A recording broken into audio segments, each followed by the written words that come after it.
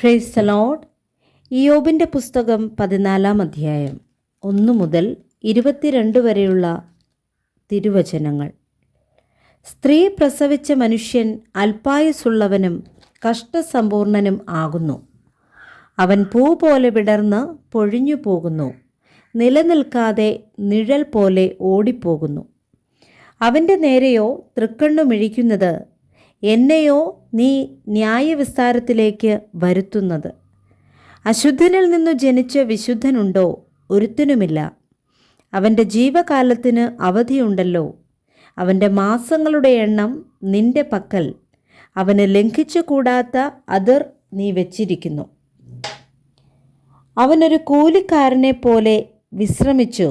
തൻ്റെ ദിവസത്തിൽ തൃപ്തിപ്പെടേണ്ടതിന് നിന്റെ നോട്ടം അവങ്കിൽ നിന്നു മാറ്റിക്കൊള്ളണമേ.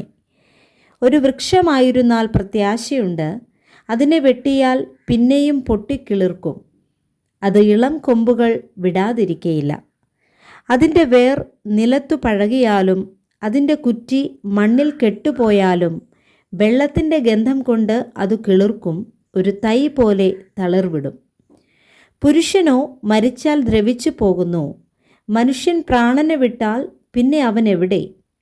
സമുദ്രത്തിലെ വെള്ളം പൊയ്പോകും പോലെയും ആറുവറ്റി ഉണങ്ങിപ്പോകും പോലെയും മനുഷ്യൻ കിടന്നിട്ട് എഴുന്നേൽക്കുന്നില്ല. ആകാശമില്ലാതെയാകും വരെ അവർ ഉണരുന്നില്ല, ഉറക്കത്തിൽ നിന്ന് ജാഗരിക്കുന്നതുമില്ല.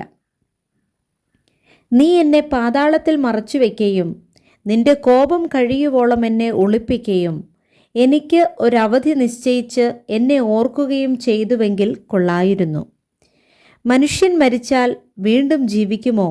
എന്നാൽ എനിക്ക് മാറ്റം വരുവോളം എൻ്റെ യുദ്ധകാലമൊക്കെയും കാത്തിരിക്കാമായിരുന്നു. നീ വിളിക്കും, ഞാൻ നിന്നോട് ഉത്തരം പറയും. നിന്റെ കൈവേലയോട് നിനക്ക് താല്പര്യമുണ്ടാകും. ഇപ്പോഴോ നീ എൻ്റെ കാലടികളെ എണ്ണുന്നു. എൻ്റെ പാപത്തിന്മേൽ നീ ദൃഷ്ടി വയ്ക്കുന്നില്ലയോ? എൻ്റെ അതിക്രമം ഒരു സഞ്ചിയിലാക്കി മുദ്രയിട്ടിരിക്കുന്നു. എൻ്റെ അകൃത്യം നീ കെട്ടി പറ്റിച്ചിരിക്കുന്നു. മല പോലും വീണു പൊടിയുന്നു, പാറയും സ്ഥലം വിട്ടു മാറിപ്പോകുന്നു. വെള്ളം കല്ലുകളെ തേയുമാറാക്കുന്നതും അതിൻ്റെ പ്രവാഹം നിലത്തെ പൊടിയെ ഒഴുക്കിക്കളയുന്നതും പോലെ നീ മനുഷ്യൻ്റെ പ്രത്യാശയെ നശിപ്പിക്കുന്നു. നീ എപ്പോഴും അവനെ ആക്രമിച്ചിട്ട് അവൻ കടന്നു പോകുന്നു. നീ അവൻ്റെ മുഖം വിരൂപമാക്കി അവനെ അയച്ചു കളയുന്നു. അവൻ്റെ പുത്രന്മാർക്ക് ബഹുമാനം ലഭിക്കുന്നത് അവൻ അറിയുന്നില്ല. അവർക്ക് താഴ്ച ഭവിക്കുന്നത് അവൻ ഗ്രഹിക്കുന്നതുമില്ല.